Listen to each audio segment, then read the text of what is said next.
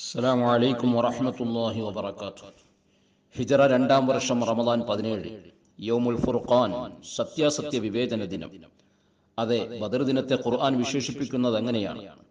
സത്യവും അസത്യവും തമ്മിൽ, ധർമ്മവും അധർമ്മവും തമ്മിൽ, നീതിയും അനീതിയും തമ്മിൽ ഏറ്റുമുട്ടിയ ദിനം. പൈശാചിക ദുർബോധനങ്ങളുടെ മന്ത്രധ്വനികളുമായി ദൈവിക വിശ്വാസത്തെ ഉന്മൂലനം ചെയ്യാൻ ഇറങ്ങിപ്പുറപ്പെട്ട അഹങ്കാരികളും സ്വേച്ഛാധിപതികളുമായ ഒരുപറ്റം അധർമ്മധാരികളെ വിശ്വാസദാർഢ്യതയുടെയും ആത്മീയ ചൈതന്യത്തിന്റെയും പ്രഭാവലയത്തിൽ വിരലിലെണ്ണാവുന്ന വിശ്വാസികൾ പരാജയപ്പെടുത്തിയ ദിനം. ഇസ്ലാമിക ചരിത്രത്തിന്റെയും അതുവഴി മാനവലോകത്തിന്റെയും ദിശ നിർണയിച്ച ഒരു നിർണായക ദിനമായിരുന്നു അത്. പിറ്റേന്ന് നേരം പുലരുമ്പോൾ ബദർ രണാങ്കണത്തിന്റെ നടുമുറ്റത്തേക്ക് ഇറങ്ങിപ്പുറപ്പെടാൻ തയ്യാറെടുത്തിരിക്കുന്ന അങ്കുലി പരിമിതരായ വിശ്വാസികൾക്ക് നടുവിൽ പാതിരാ സമയത്ത് ഉറക്കമിളച്ചിരുന്ന് പ്രാർത്ഥിക്കുന്ന പ്രവാചകന്റെ ചിത്രം ഒന്ന് ശ്രദ്ധിച്ചു നോക്കൂ. നാഥ, നിന്നെ വെല്ലുവിളിക്കുകയും നിന്റെ പ്രവാചകനെ കളവാക്കുകയും ചെയ്യുന്ന ഖുറൈശികൾ സർവാഡംബരത്തോടും അഹങ്കാരത്തോടും കൂടി ഇതാ ബദറിന്റെ രണഭൂമിയിൽ ഞങ്ങൾക്ക് അഭിമുഖമായി തമ്പടിച്ചിരിക്കുന്നു. നീ ഞങ്ങൾക്ക് വാഗ്ദാനം ചെയ്ത സഹായം ഏറ്റവും ആവശ്യമുള്ള സന്ദർഭമാണിത്. അതിനാൽ ഈ ചെറുസംഘത്തെ നീ സഹായിക്കണേ നാഥ. ഈ സംഘം ഇവിടെ നശിപ്പിക്കപ്പെട്ടാൽ പിന്നെ ഭൂമിയിൽ നിന്നെ ആരാധിക്കപ്പെടുകയില്ല. അതെ, ആ പ്രാർത്ഥന നാഥൻ സ്വീകരിച്ചു. വാനലോകത്തു നിന്നും മാലാഖമാരെ ഇറക്കിയും ശത്രുവിഭാഗത്തിന്റെ ഹൃദയത്തിൽ ഭീതി വിതച്ചുകൊണ്ടും അദൃശ്യമാർഗത്തിലൂടെ അള്ളാഹു അവരെ സഹായിച്ചു. ഈ ചരിത്ര സംഭവത്തിന് സാക്ഷ്യം വഹിക്കാൻ അള്ളാഹു തിരഞ്ഞെടുത്തത് വിശുദ്ധ റമദാൻ തന്നെ എന്നത് യാദൃശ്ചികമാകാനിടയില്ല. കാരണം മാനവലോകത്തിന് മാർഗദർശിയായി പ്രവാചകനെയും പ്രപഞ്ചത്തിന് പ്രകാശഗോപുരമായി വിശുദ്ധ ഖുർആനും അവതരിപ്പിക്കാൻ റമദാൻ തിരഞ്ഞെടുത്തെങ്കിൽ ആ വൈജ്ഞാനിക സ്രോതസ്സുകൾ തച്ചുകെടുത്താൻ ഇറങ്ങിപ്പുറപ്പെട്ടവരെ പാഠം പഠിപ്പിക്കാനും അതുതന്നെയാണ് ഏറ്റവും ഉചിതം. പ്രവാചക സ്നേഹവും ഖുർആനികാദർശവും നെഞ്ചിലേറ്റിയ ഒരു ചെറുസംഘം സർവായുധ വിഭൂഷിതരും ഭൗതികാഡംബര പ്രമത്തരുമായ ഒരു വൻ പ്രഭുവർഗത്തെ തകർത്തു തരിപ്പണമാക്കുകയായിരുന്നു. മനുഷ്യനിർമ്മിതമായ പ്രസ്ഥാനങ്ങൾ പടച്ചുവിട്ട പാരതന്ത്ര്യത്തിന്റെയും അസമത്വത്തിന്റെയും കോട്ടകൊത്തളങ്ങൾ തച്ചു തകർത്തു തരിപ്പണമാക്കി ദൈവിക നിയമത്തിന്റെ വിശാല വിഹായസിലേക്ക് മനുഷ്യമക്കളെ ആവാഹിച്ച അമരധ്വനി അന്തരീക്ഷത്തിലങ്ങും മലയിടിച്ചുയർന്ന് അല്ലാഹു അക്ബർ വലില്ലാഹിൽ ഹംദ്. നൂറ്റാണ്ടുകളായി കുടുംബമഹത്വത്തിന്റെയും വർഗവർണ്ണ വൈജാത്യത്തിന്റെയും പേരിൽ അടിച്ചമർത്തപ്പെട്ടിരുന്ന സാധാരണ ജനങ്ങൾക്ക് സ്വാതന്ത്ര്യത്തിന്റെയും ശുദ്ധവായു ശ്വസിക്കാനുള്ള അവസരം സംജാതമായി. ഇക്കാരണം കൊണ്ട് തന്നെ ബദർ യുദ്ധം ഇസ്ലാമിക ചരിത്രത്തിലെ ഒരു നാഴികക്കല്ലായി മാറി. മക്കയിൽ നിന്ന് ഏകദേശം 343 കിലോമീറ്ററും മദീനയിൽ നിന്ന് 153 കിലോമീറ്ററും അകലെയായി മക്കയുടെയും മദീനയുടെയും ഇടയിൽ സ്ഥിതി ചെയ്യുന്ന പ്രദേശമാണ് ബദർ. 313ഓളം വരുന്ന സത്യവിശ്വാസികളുമായി റമദാൻ 8-ന് നബി സല്ലല്ലാഹു അലൈഹി വസല്ലമ തങ്ങൾ മദീനയിൽ നിന്ന് പുറപ്പെട്ടു. ഒരു യുദ്ധത്തിന്റെ തീരുമാനത്തിലോ തയ്യാറെടുപ്പിലോ ആയിരുന്നില്ല ആ യാത്ര. അതുകൊണ്ട് തന്നെ ആയുധങ്ങളോ യുദ്ധസാമഗ്രികളോ ഒന്നും കാര്യമായി കരുതിയതുമില്ല. ഷാമിൽ നിന്ന് കച്ചവടാനന്തരം വൻ സമ്പാദ്യവുമായി മക്കയിലേക്ക് വരുന്ന അബൂ സുഫിയാനെയും സംഘത്തെയും തടഞ്ഞ് മുസ്ലിങ്ങൾക്കും മദീനയിലെ ഇസ്ലാമിക സമൂഹത്തിനുമെതിരെ നിരന്തരം അക്രമങ്ങളും അസ്വസ്ഥതകളും ഉണ്ടാക്കുന്ന ഖുറൈശികളുടെ സാമ്പത്തിക സ്രോതസ് തകർക്കുക എന്നത് മാത്രമായിരുന്നു ആ യാത്രയുടെ ലക്ഷ്യം.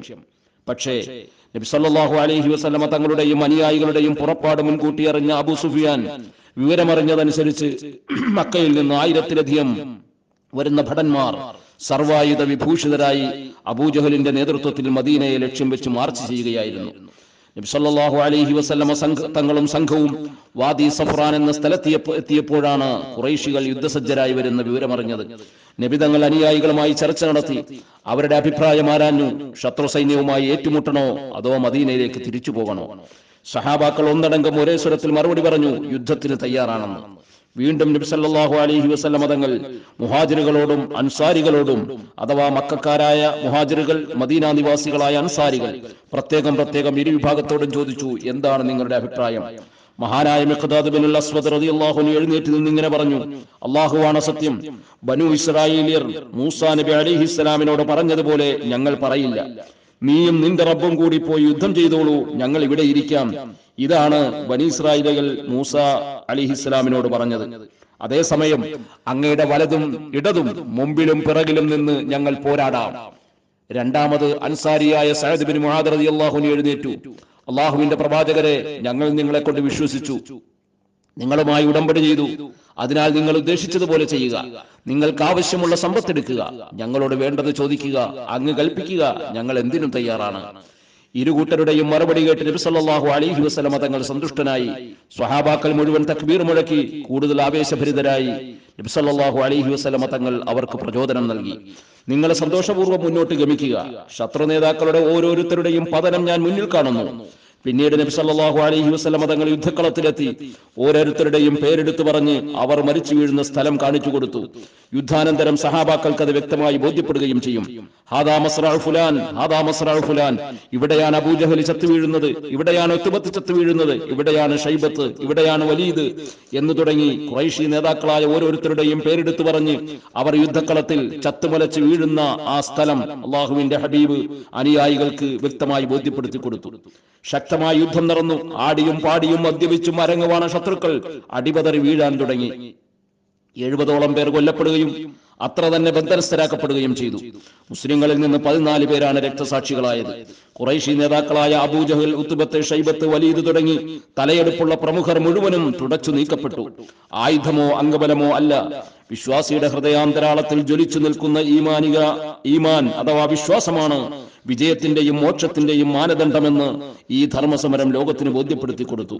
ഇസ്ലാമിലെ പ്രഥമ പോരാട്ടം എന്ന നിലക്കും ഏറ്റവും നിർണായകമായ നിമിഷത്തിലും അത്യന്താപേക്ഷിതമായ ഘട്ടത്തിലും നടന്ന യുദ്ധമെന്ന നിലക്കും ബദറിൽ പങ്കെടുത്ത യോദ്ധാക്കൾക്ക് ഇസ്ലാം വലിയ മഹത്വമാണ് കൽപ്പിച്ചിട്ടുള്ളത്. ലോകാവസാനം വരെയുള്ള മുഴുവൻ സത്യവിശ്വാസികളും അവരെ ആദരിക്കുകയും വിശുദ്ധ റമദാനിന്റെ 17-ാം രാവ് ആ ധീര യോദ്ധാക്കളുടെ വീരസ്മരണയിൽ അവരുടെ സേവനങ്ങൾ സ്മരിക്കുകയും ചെയ്യുന്നു. ബദർ യുദ്ധമടക്കമുള്ള ഇസ്ലാമിലെ പോരാട്ടങ്ങൾ മുഴുവനും വളരെ നിർണായകമായ ഘട്ടങ്ങളിൽ നടന്ന അനിവാര്യമായ പ്രതിരോധ മാർഗങ്ങൾ മാത്രമായിരുന്നു എന്ന് നിഷ്പക്ഷമായി ചരിത്രം വിലയിരുത്തുന്നവർക്ക് ബോധ്യമാകും. നരഹത്യക്കും ശത്രുപീഡനത്തിനുമായി കരുതിക്കൂട്ടിയുണ്ടാക്കിയ ആക്രമണങ്ങളോ കടന്നുകയറ്റങ്ങളോ ആയിരുന്നില്ല അത്. മറിച്ച് വർഷങ്ങൾ നീണ്ടുനിന്ന ത്യാഗോജ്വലവും ദുരിതപൂർണവുമായ ജീവിതത്തിനൊടുവിൽ ക്ഷമയുടെയും സഹനത്തിന്റെയും സർവ്വ അതിർവരമ്പുകളും കടന്ന് ഭൂമിയിൽ എവിടെയും സ്വസ്ഥമായി ജീവിക്കാൻ അനുവദിക്കാതിരുന്ന ഒരു വിഭാഗം അക്രമികൾക്കെതിരെയുള്ള ധർമ്മസമരം. ഇത് ശാന്തിയും സമാധാനവും ആഗ്രഹിക്കുന്ന ഏതൊരു വ്യക്തിയുടെയും ധാർമ്മികമായ ഉത്തരവാദിത്തമാണ്. അള്ളാഹു പറയുന്നു, അക്രമികളായ ഒരു വിഭാഗത്തെ മറ്റൊരു ജനതയെ കൊണ്ട് അള്ളാഹു പ്രതിരോധിച്ചില്ലായിരുന്നുവെങ്കിൽ ശാന്തിയുടെയും സമാധാനത്തിന്റെയും ശാദ്വല തീരങ്ങളായ ആരാധനാ മഠങ്ങളും സൂഫികളുടെ പർണശാലകളും പ്രാർത്ഥനാ മന്ദിരങ്ങളും ധാരാളമായി അള്ളാഹുവിനെ സ്മരിക്കപ്പെടുന്ന പള്ളികളും തകർക്കപ്പെടുമായിരുന്നു. ഇത്തരത്തിലുള്ള ധർമ്മസമരങ്ങളെയും അടിച്ചമർത്തപ്പെട്ട ജനവിഭാഗത്തിന്റെ സ്വാതന്ത്ര്യത്തിനു വേണ്ടിയുള്ള ധാർമ്മികമായ പോരാട്ടങ്ങളെയും ഭീകരവാദവും തീവ്രവാദവുമായി കാണുന്നത് യഥാർത്ഥ ആക്രമികളെയും അവരുടെ അന്യായമായ കടന്നുകയറ്റങ്ങളെയും ന്യായീകരിക്കാനും വെള്ളപൂശാനുമാണ്. ഇതുകൊണ്ട് ലോകം വീണ്ടും അനീതിയിലേക്കും അധർമ്മത്തിലേക്കും തള്ളിവിടുകയാണ് ചെയ്യപ്പെടുന്നത്. നിരപരാധികൾ വേട്ടയാടപ്പെടുകയും യഥാർത്ഥ കുറ്റവാളികൾ രക്ഷപ്പെടുകയും ചെയ്യുന്നു. വർത്തമാനകാല ലോകത്തിന്റെ നാടിവിടപ്പുകൾ നാം കണ്ടില്ലെന്ന് നടിക്കുന്നത് ഒരിക്കലും ന്യായീകരിക്കാതാവില്ല. ഫലസ്തീനിൽ നടക്കുന്ന കൂട്ടക്കൊല, ഇസ്രായേൽ എന്ന് പറയുന്ന സാമ്രാജ്യത്വ ശക്തി അമേരിക്കയുടെയും മറ്റ് യൂറോപ്യൻ രാഷ്ട്രങ്ങളുടെയും പിന്തുണയോടുകൂടി ഏകപക്ഷീയമായി ഒരു ജനവിഭാഗത്തെ മുഴുവനും വംശീയമായി ഉന്മൂലനം ചെയ്യുമ്പോൾ ലോകമാനവിക ചരിത്രത്തിൽ തുല്യതയില്ലാത്ത ക്രൂരമായ കൂട്ടക്കൊലകളും ബോംബാക്രമണങ്ങളും നടത്തി പിഞ്ചുകുട്ടികളടക്കം 10,000-കണക്കിന് വരുന്ന മനുഷ്യ മക്കളെ ക്രൂരമായി കൂട്ടക്കൊല ചെയ്യുമ്പോൾ അതിനെയൊക്കെ ന്യായീകരിക്കാൻ ഈ പറയപ്പെടുന്ന ആളുകൾ രംഗത്തുണ്ട് എന്നത് ഏറ്റവും ഖേദകരമായ വസ്തുതയാണ്. 14 നൂറ്റാണ്ടുകൾക്ക് ഇപ്പുറത്തിരുന്നു കൊണ്ട് ബദർ യുദ്ധത്തിന്റെ ആ സുന്ദരമായ സ്മരണകൾ നാം അയവിറക്കുമ്പോൾ ഇന്ന് ഫലസ്തീനിൽ നടക്കുന്ന പോരാട്ടവും അതിനെ തുടർന്നുണ്ടാകുന്ന അവിടെയുള്ള ജനത അനുഭവിച്ചുകൊണ്ടിരിക്കുന്ന ദുരന്തങ്ങളും ഒരിക്കലും നമുക്ക് കണ്ടില്ലെന്ന് നടിക്കാൻ കഴിയില്ല. സാമ്രാജ്യത്വ ശക്തികളുടെ കടന്നുകയറ്റവും 3-ാം ലോക രാഷ്ട്രങ്ങൾക്ക് നേരെയുള്ള അധിനിവേശവും ലോക സമാധാനത്തിന് തന്നെ ഭീഷണിയായി മാറിയിരിക്കുകയാണ്. ലോക സമാധാനത്തിന്റെ പോലീസായി അവകാശപ്പെടുന്ന, അപ്പോസ്തലനായി അവകാശപ്പെടുന്ന അമേരിക്കയാണ് ഫലസ്തീനിലേക്ക് ഏകപക്ഷീയമായ അക്രമങ്ങൾ നടത്തുന്നതിന് ആവശ്യമായ ആയുധങ്ങളും സന്നാഹങ്ങളും കൊടുത്തുകൊണ്ടിരിക്കുന്നതും അവർക്ക് വേണ്ട പിന്തുണ കൊടുത്തുകൊണ്ടിരിക്കുന്നതും എന്നത് നാം ഒരിക്കലും മറന്നുപോകരുത്. UNOയിൽ വന്ന ഇസ്രായേലിനെതിരായുള്ള സർവ്വ പ്രമേയങ്ങളും വീറ്റോ ചെയ്യുകയും ഫലസ്തീനികൾക്ക് വേണ്ടിയുള്ള പ്രമേയങ്ങളെ മുഴുവനും വീറ്റോ ചെയ്ത് ആ ജനതയെ കൂട്ടക്കൊല ചെയ്യുകയും അവർക്ക് വേണ്ടി അല്ലെങ്കിൽ അവരെ നശിപ്പിക്കുന്നതിന് വേണ്ടി അവരുടെ ആവനാഴിയിലെ അവസാനത്തെ ആയുധങ്ങളും ഇസ്രായേലിന് വേണ്ടി വാരിക്കോരി ചൊരിഞ്ഞു കൊടുക്കുകയും ചെയ്യുന്ന അമേരിക്കയാണ് ഇന്ന് ലോക സമാധാനത്തിന്റെ അപ്പോസ്തലനായി പലപ്പോഴും രംഗത്ത് വരികയും സമാധാനപൂർണമായി നീങ്ങിക്കൊണ്ടിരിക്കുന്ന പല രാഷ്ട്രങ്ങളെയും അകാരണമായി അധിനിവേശത്തിലൂടെ തകർത്ത് തരിപ്പണമാക്കുകയും ചെയ്യുന്നത് എന്ന് നാം ഒരിക്കലും വിസ്മരിച്ചുകൂടാ.